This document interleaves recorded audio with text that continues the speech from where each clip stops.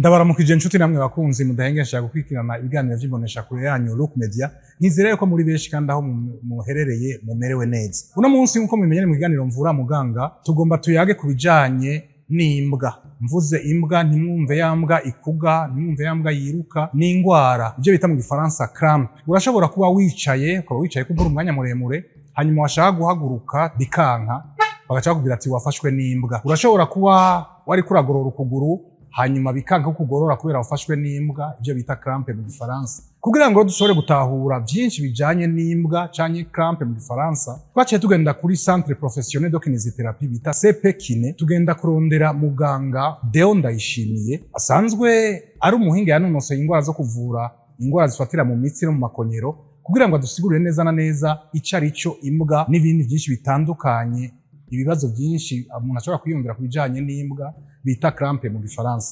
Atangura atwidondora. Deo Ndayishimiye sanzwe ndi umurongozi w'ikigo ca Centre Professionnel de Kinésithérapie, nkaba ndi umuganga ajejwe kuvura no gukinga ingwara zifatira mu mitsi no mu makonyero. Ni ukuvuga ko ibijanye n'imitsi idadarara, ibijanye n'imitsi yitunatuna, ibijanye n'amanere sciatique, ibijanye no mu kubabara umugongo, ibijanye n'imvune, ibijanye n'ibinyanya canke ivyo bita imbwa, izindi ndwara zitandukanye, ibijanye n'ivyo bita kinésithérapie y'abibungenze canke abaheruka kuvyara, biri mu vyo twakira.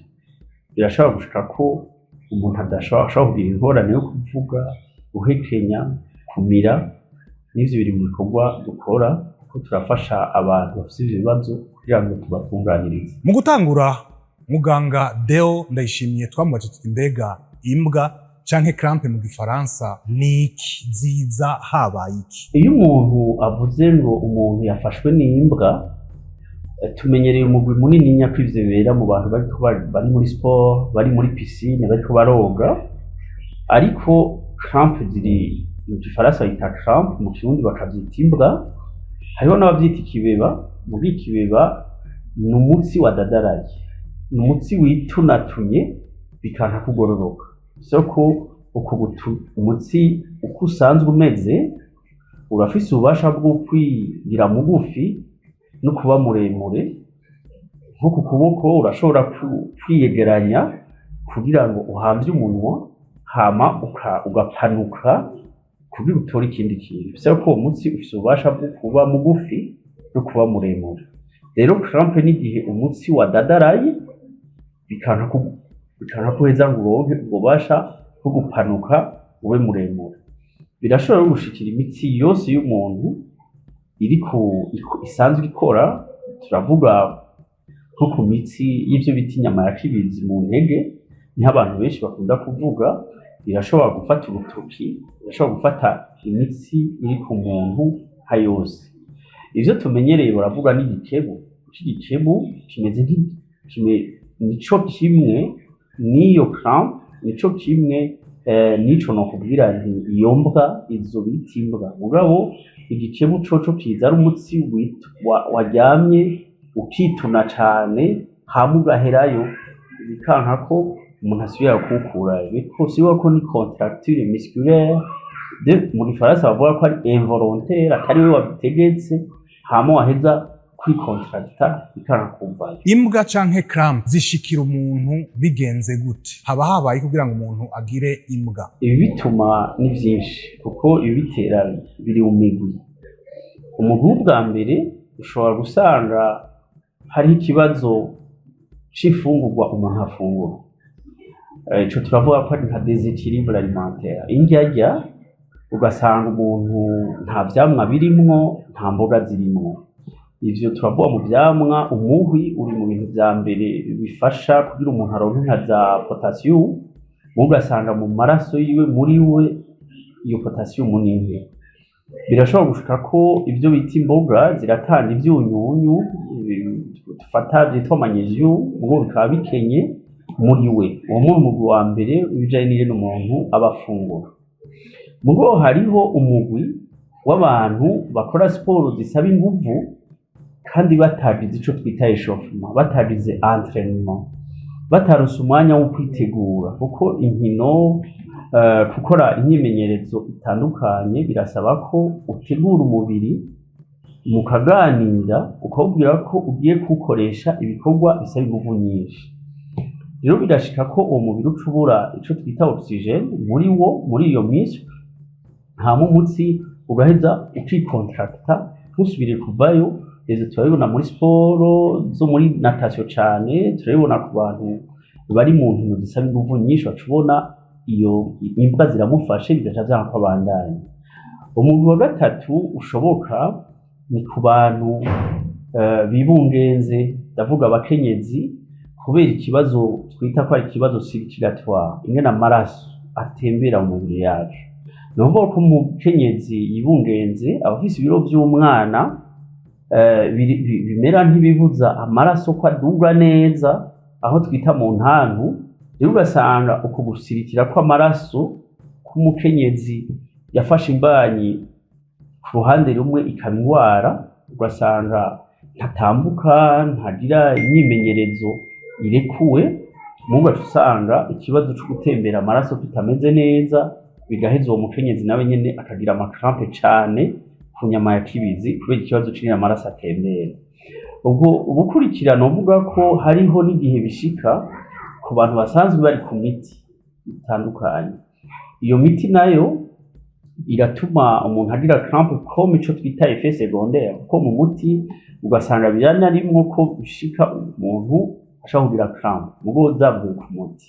Ibindi rero n'ibintu bishobora kuva ku ngwara yindi yinyegeje inyuma, turavuga ingwara twita ingwara za neurologie, ingwara zituma mu mutsi nyene hariho ivyunyunyu canke ukuntu wari usanzwe ukora ntibidakundika nk'uko vyari biri kugira bikoreke.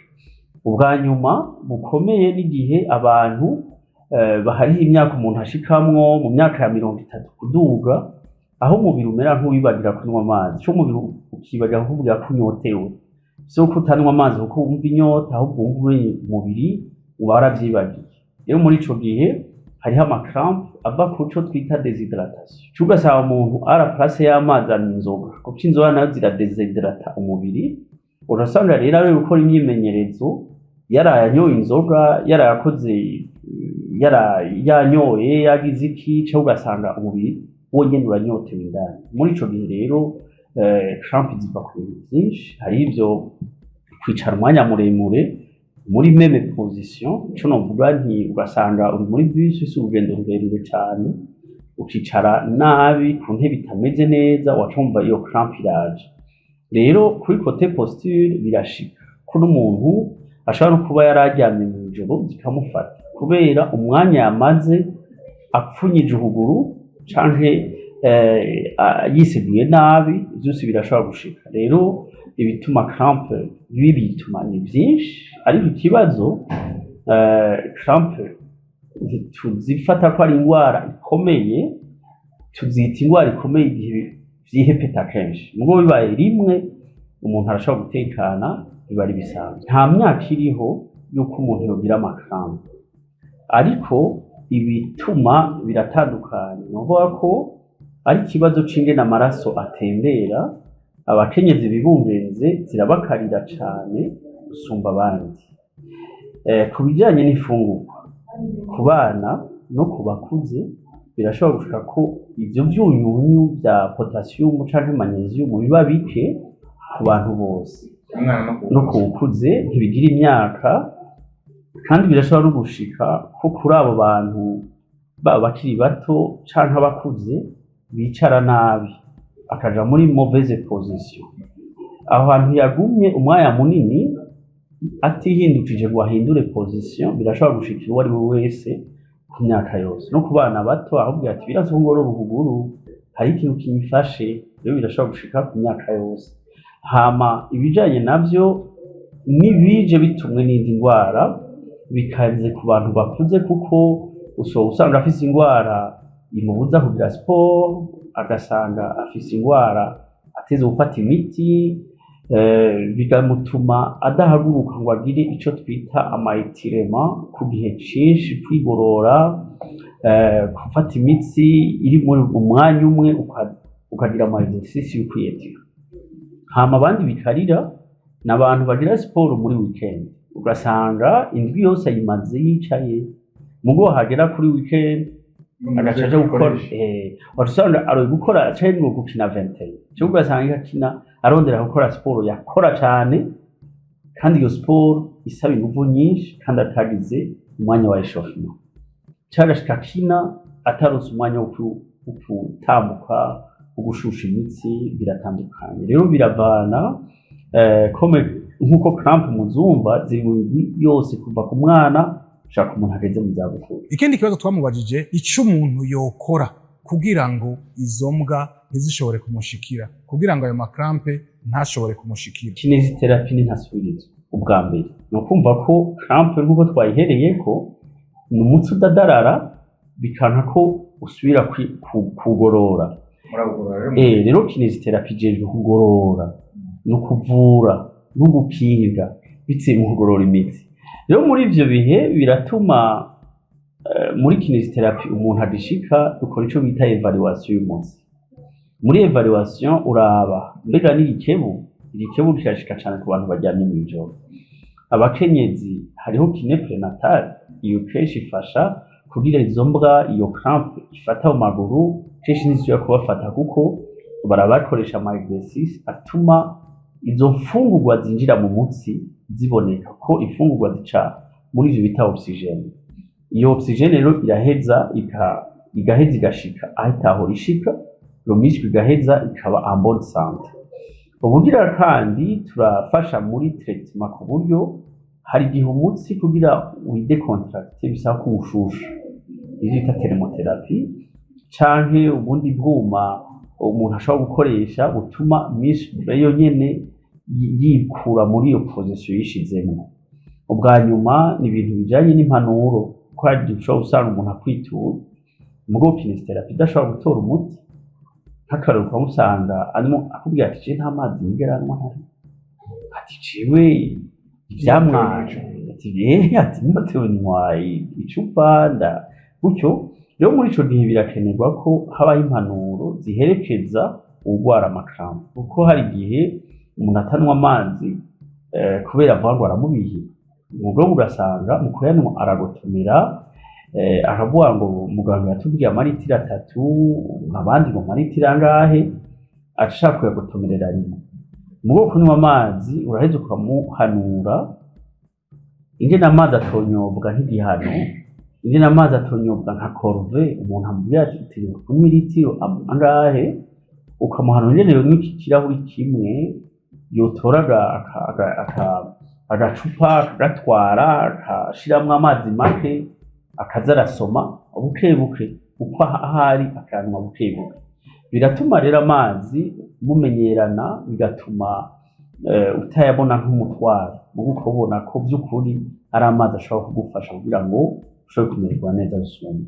Rero impanuro kumuvura no kumenya icyabitumye kuko uko umva ko kuva mu bana gushika mu bakuzi nta muntu hashobora kuvuga ngo no nayigize rimwe ivyo birasanzwe kora sport n'ibindi nk'ivyo. Mu guhereza muganga Deo Ndayishimiye mu gifaransa bamwita umukinesitherapete cyangwa umuphysiotherapete aratanga impanuro ibintu umuntu yokora kugira ngo ntashigwe n'ico kibazo c'imbwa bita crampe mu gifaransa. Umuntu ashobora kwikingira crampe birashoboka kubera iki nywa amazi ko amazi n'ubuzima amazi arakenerwa kandi avura byinshi kandi akinga byinshi.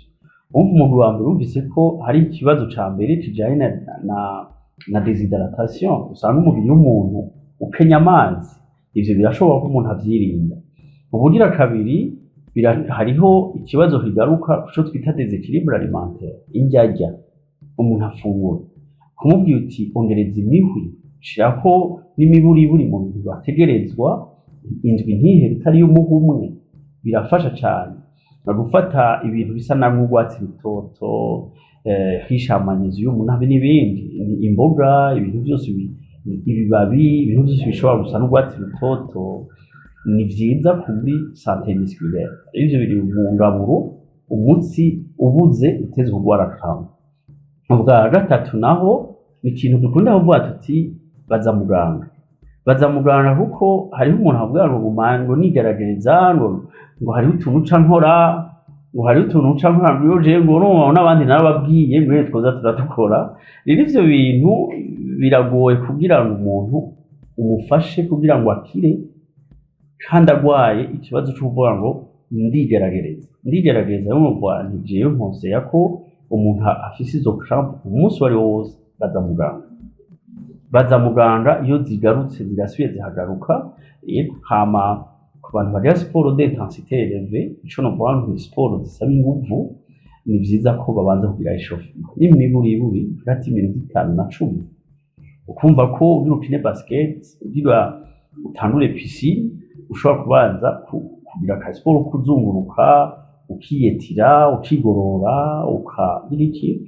Hama ikindi nkunda kuvuga si vyiza kwisegura ciretse ari muganga bikubari ni vyiza ko ni bibi kuko birica izosi. Imisego twisegura ni mibi cyane, usanga imisego hariho imisego myinshi itraumatiza uruti rw'umugongo cyane ku izosi. Hariho n'abagira amabega ivyo n'ibindi mugabo hariho n'abafise amabega ava ku kuntu baryama kuko kwisegura imisego ituma izosi imitsi y'izosi ikweguka cyane. Hama ugasanga hariho n'abarwaye umugongo kubera ingene baryama mu ijoro kuko vyiza bishitse umuntu atisegura tumuhanura gusegura mu ntege iyo aryamye agaramye. Hama iyo aryamiye urubavu tumuhanura gushira oreye hagati mu maguru uko birafasha. Mugabo bikunze kwisegura si vyiza kiretse abantu bafite ikibazo cyo mu nda nabo iyo misego yabo umuntu araheza akiga konsera ko ari imisego isaba ko umuntu ashobora kumusegura kugira ngo aside yo mu nda ntiduka. Mugabo mu majambo make si vyiza kwisegura. Ndabashimira rero mwebwe mwese mwariko murakwirikirana ikiganiro Mvura Muganga aho twariko tuyaga kubijanye n'imbwa canke crampe mu Gifaransa. Ntizera yuko mwashoboye kuhamenyera ibitari bike kubijanye na crampe canke imbwa mu Gifaransa. Ishimire mwe vyimva mutima muganga Deo Ndayishimiye asanzwe yanonosa ivyo kuvura ingwara zifatira mu mitsi no mu makonyero. We yemeye akaduha umwanya kugira ngo adusigurire vyinshi kubijanye n'imbwa canke crampe mu Gifaransa. Naho gutaha murakoze.